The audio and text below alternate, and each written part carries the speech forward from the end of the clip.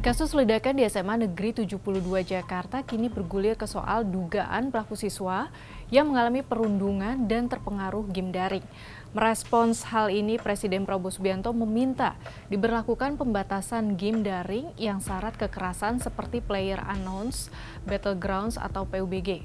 Bagaimana respons terkait perintah ini?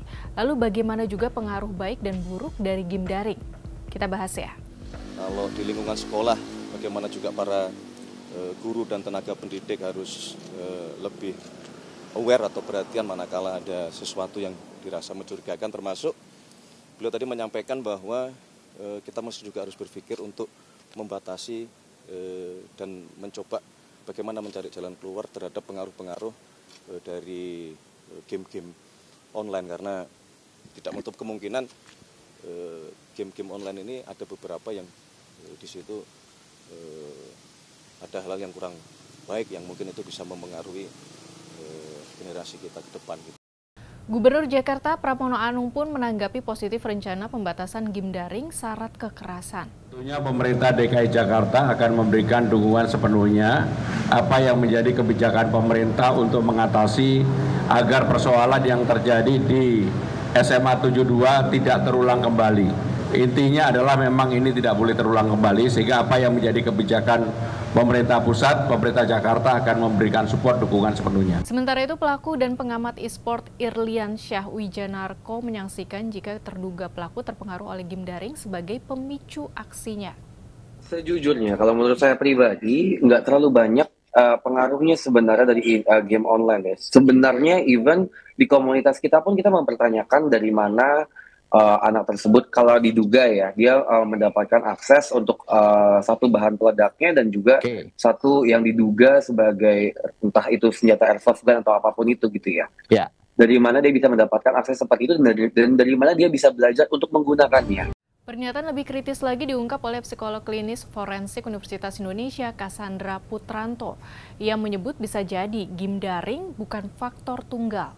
Penggunaan atau paparan game. Betul ya?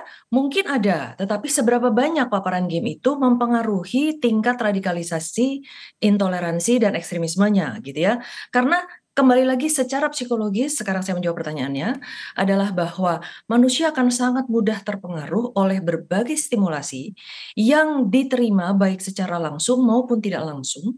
Nah, dalam hal tidak langsung ini tentu saja segala bentuk paparan.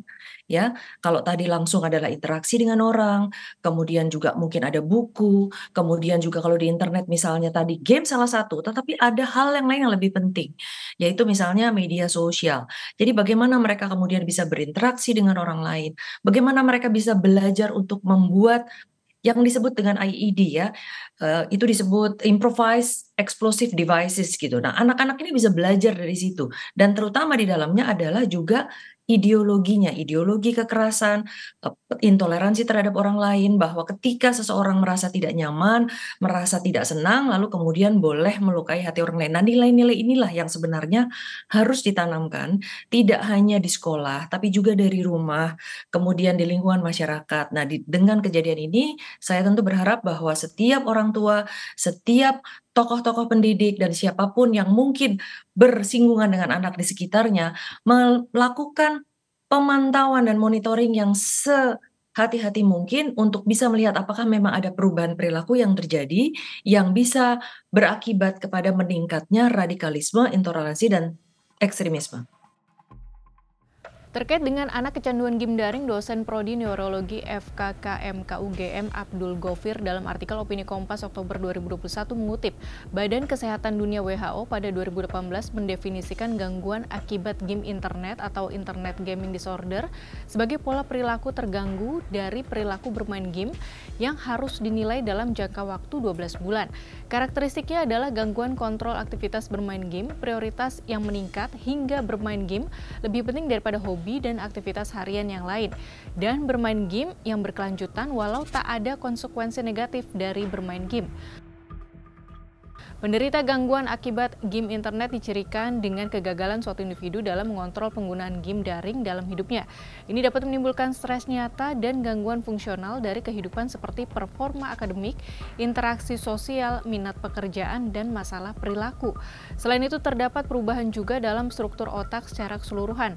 Anak dapat mengalami perubahan sikap seperti orang kecanduan. Selain itu, anak juga bisa mengalami gangguan kognitif, gangguan psikopatologi, hingga gangguan tidur. Pemilihan jenis game yang tak sesuai kerap menyebabkan anak menirukan hal di game dan berujung pada tindakan kekerasan, perjudian, ataupun pornografi.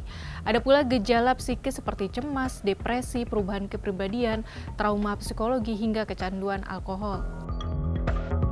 Sahabat Kompas, akankah pembatasan game daring seperti anjuran Presiden Prabowo dapat menjadi solusi untuk mengatasi sikap intoleransi dan perundungan di sekolah?